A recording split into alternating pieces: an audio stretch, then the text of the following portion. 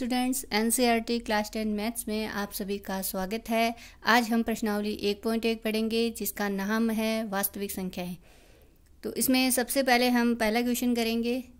तो आइए पहला क्वेश्चन पढ़ लेते हैं, जिसमें दिया गया है कि निम्नलिखित संख्याओं का एचसीएफ ज्ञात करने के लिए यूक्लिड विभाजन एल्गोरिथम का प्रयोग कीजिए। आपको कुछ क्वेश्चंस इसमें दे रखे हैं। मैं आपको पहला क्वेश्चन बता रही हूँ, दूसरा और तीसरा इसके अंदर जो दे रखे हैं उन्हें आप स्वयं हल करेंगे। तो सबसे पहले का पहला क्वेश्चन है, जिसमें आपको दे रखा है कि 135 और 225 का यूक्लिड विभाजन एल्गोरिथम से एचसीएफ ज्ञात करना है। तो सबसे फर्स्ट हम इसको हल करने के लिए यहाँ लिखेंगे कि 135 और 225 में से 225 अपने बड़ी है 135 से। अब हमें 225 में 135 का भाग लगाना है। तो मेरे ख्याल से इसका ये तो आपका फेयर वर्क रहेगा। यहाँ रफ वर्क हम कर रहे हैं। तो रफ वर्क के लिए हम सबसे पहले भाग लगाएंगे। इसमें 135 का 225 में भाग लगाएंगे।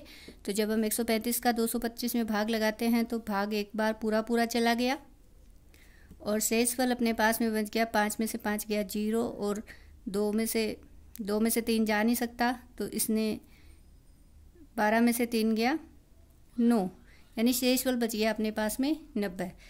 इसी को हम अगर एक तरह से एक फॉर्मूला अप्लाई करते हैं जो कि अपने भाग के लिए लगाया जाता है कि भाज्य बराबर भाजक गुणा भागफल प्लस शेषफल। इस सूत्र को ध्यान में रखते हुए हम इसके कुछ चरण बनाएंगे इस यूक्लिड विभाजन एल्गोरिथम को हल करने के लिए। तो इसके ये जो चरण हैं, इसीलिए इसको हम एल्गोरिथम कहते हैं। इसके अलग अलग पार्ट्स होते हैं हल करने के। तो सबसे पहला चरण इसके अंदर रहेगा। आप इसमें जैसे चरण 1 भी लिख सकते हैं, यानी स्टेप 1 भी लिख सकते हैं इसको। इसमें हमारे पास में भाज्य अपने पास में कितना है यहाँ पर 225। मतलब अगर मैं और भी सिंपल इसको समझाऊं तो यहाँ पे इसे तो हम कहेंगे भाज्य, यहाँ है भाजक, यहाँ आपका आएगा भागफल और हल करने के बाद में ये जो मान बचेगा इसे हम कहेंगे शेषफल।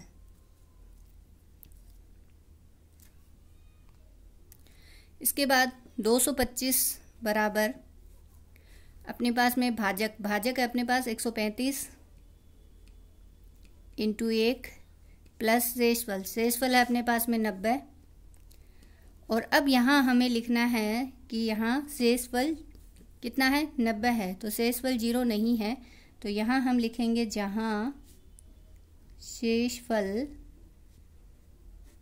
बराबर नहीं है 0 के। इस तरह से हमें ये सबसे पहला स्टेप लिख लेना है। इसके बाद में इसका सेकंड स्टेप रहेगा। सेकंड स्टेप के लिए देखो, ये जो अपने पास में 90 है ये अपना अब भाजक बन जाएगा और 135 जो भाजक था वो अब अपना भाज्य बन जाएगा। तो अब 135 में 90 का भाग लगाओ। भाग गया एक बार, शेषफल बचेगा अपने पास में 5 में से 0 गया 5 और 13 में से 9 गया 4, 45। यानी कि वापस हम इसका एक सेकंड स्टेप लिख लेंगे इसके अंदर। सेकंड स्टेप के लिए वही अपने पास में भाज्य अपने पास में अब इस बार बन गया 135, भाजक अपने पास में है 90, भागफल 1 और शेषफल 45। यानी कि इस बार शेषफल भी वापस अपने पास में 0 नहीं है। तो हम वापस यहाँ लिखेंगे जहाँ शेषफल बराबर नहीं है 0 के। सिमिलरली वापस अब अपने पास में ये जो शेषफल था ये तो भाजक बन जाएगा और ये भाजक था वो भाज्य बन जाएगा। अब 45 का भाग 90 में लगाएंगे तो 45 दूनी 90, यानी कि भाग अपना पूरा 2 बार चला गया है और शेषफल अपने पास में यहाँ 0 बच गया। तो वापस अपने थर्ड स्टेप में हम लिखेंगे 90 भाजक 45 इंटू 2 और शेषफल हो गया 0। तो यहाँ हम लिखेंगे जहाँ शेषफल बराबर है 0। अतः 135 और 225 दोनों का HCF 45 होगा। मेरे ख्याल से ये 45 कैसे हुआ सबको समझ में आ गया होगा कि यहाँ पे लास्ट में जो शेषफल शून्य आता है उस समय जो भी आपका भाजक होगा वही आपका HCF कहलाएगा। इस स्टेप की तरह ही हम इसको हल करेंगे। तो और सूत्र आप सभी को याद है ही। तो इससे संबंधित अपन 1.1 का पहले सवाल का क्वेश्चन नंबर 2 और क्वेश्चन नंबर 3 आपको हल करना है। इसी प्रकार अब हम क्वेश्चन नंबर 2 हल करते हैं। तो क्वेश्चन नंबर 2 में देखो हमें हल करना है कि दर्शाइए कि कोई भी धनात्मक विषम पूर्णांक। धनात्मक विषम पूर्णांक का मीनिंग क्या होगा कि विषम संख्या होगी और पूर्णांक होंगे और धनात्मक यानी प्लस वाला मान होगा, जो कि 6q+1 या 6q+3 या 6q+5 के रूप का होता है और जहाँ q कोई पूर्णांक है। इस टाइप के क्वेश्चन को हल करने के लिए हम सबसे पहले इसमें एक प्रमेय का अप्लाई करेंगे, जो कि होगी भाज्य बराबर भाजक गुणा भागफल प्लस शेषफल। तो इसके अंतर्गत भाज्य हमें मान लिया धनात्मक विषम पूर्णांक जो भाज्य है वो है a। अगर भाज्य हमारा a है तो भाजक क्या होगा? भाजक होगा आपका 6।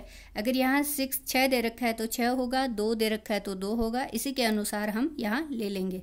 तो यहाँ भाजक अपना हो गया 6 और भागफल हो गया q और शेषफल को हम यहाँ पे r से डिनोट करेंगे। अभी 1 2 3 4 नहीं लेंगे हम यहाँ क्या लेंगे? r लेंगे। ये एक अपन ने इसका एक स्टैंडर्ड फॉर्म बना लिया है इस क्वेश्चन के लिए, क्वेश्चन नंबर 2 के लिए। अब यहाँ पे अगर अपने पास में भाजक है 6 तो r शेषफल का मान क्या क्या होगा? देखो हम सभी जानते हैं कि जब अपने पास में किसी भी भाज्य में हम किसी भाजक का भाग लगाते हैं तो यहाँ आता है शेषफल और यहाँ आएगा अपने पास भागफल।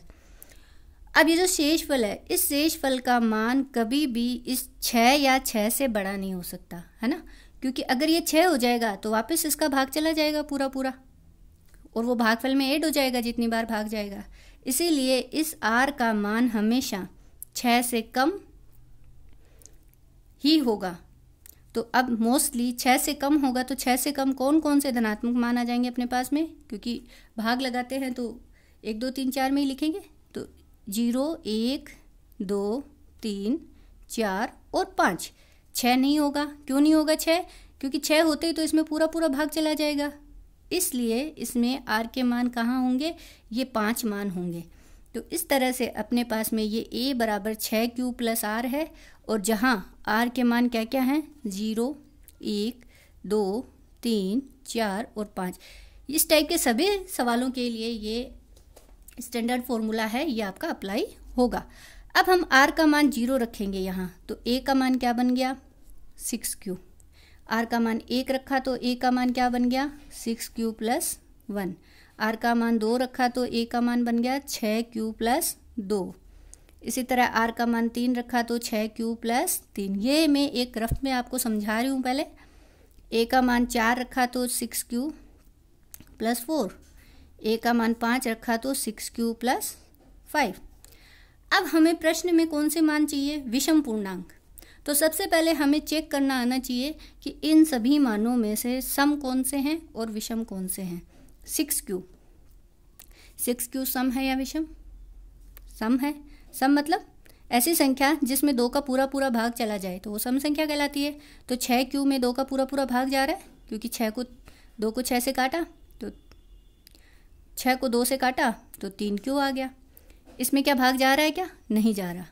इसमें जा रहा है? हाँ जा रहा है। कैसे पता चलेगा? जैसे 2 हमने कॉमन ले लिया तो 3q+1 बचा और बटे में 2 का भाग लगाया तो 3q+1 मान आया। यानी कि ये भी अपना क्या है? सम है।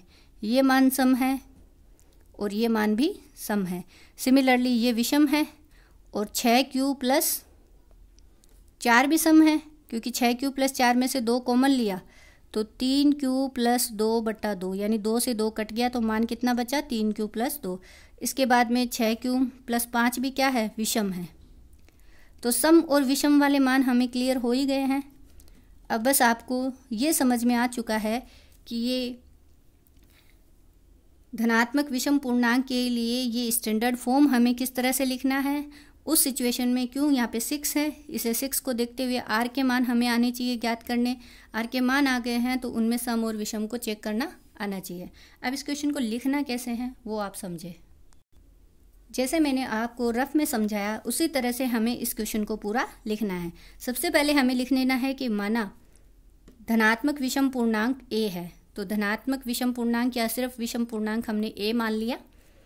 इसमें भाजक कितना दे रखा है हमें 6 दे रखा है। वो कैसे पता चला हमें, इसको फर्स्ट मान को देखते हुए 6 क्यूब + 1 था तो ये अपना क्या है भाजक है, इसलिए भाजक अपने पास हो गया 6।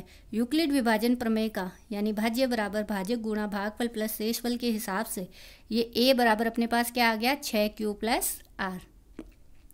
आर के संभव मान कौन कौन से होंगे 0, 1, 2, 3, 4 और 5। इतने ही क्यों होंगे क्योंकि भाजक 6 है तो 6 से कम यानी कि ए का मान हमेशा भाजक, इसको हम बी भी लिखते हैं, बी का मान हमेशा आर से कम होगा। इस तरह से यूक्लिड विभाजन प्रमेय का क्या होती है ए बराबर बी क्यूब + आर। ये कहाँ से बना, ये भाज्य बराबर भाजक गुणा भागफल प्लस शेषफल से बना।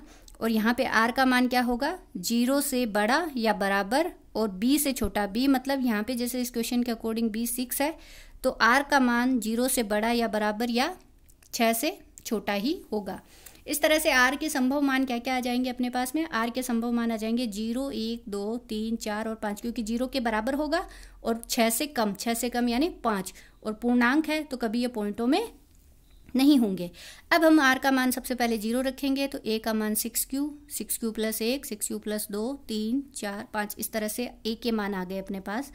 अब यहाँ ए के मान क्या क्या बने 6 क्यूब + 2, 6 क्यूब + 4 में 2 का पूरा भाग जा रहा है इसलिए 2 यहाँ पे क्या होगा अपना एक गुणनखंड होगा। लेकिन 6 क्यूब + 3, 6 क्यूब + 5 में 2 एक गुणनखंड नहीं है क्योंकि इसमें 2 का भाग जा ही नहीं रहा है। किस किस में 1, 2 और 3, इन तीनों में 2 का भाग नहीं जा रहा है इसलिए ये तीनों ही मान कौन से मान कहलाएंगे अपने विषम पूर्णांक कहलाएंगे। अतः 6 क्यूब + 1, 6 क्यूब + 3, 6 क्यूब + 5 आपके विषम पूर्णांक है। सिमिलरली यही क्वेश्चन अपने पास ये लिखा होता कि धनात्मक सम पूर्णांक बताइए तो सम पूर्णांक होता तो उस समय अपने पास आंसर क्या हो जाते 6 क्यूब + 2, 6 क्यूब + 4 हो जाता। क्लियर। तो इस तरह से आप इस पूरे क्वेश्चन को हल कर सकते हैं। तो आप पहला, दूसरा और तीसरा क्वेश्चन तीनों हल कर लें। Thank you.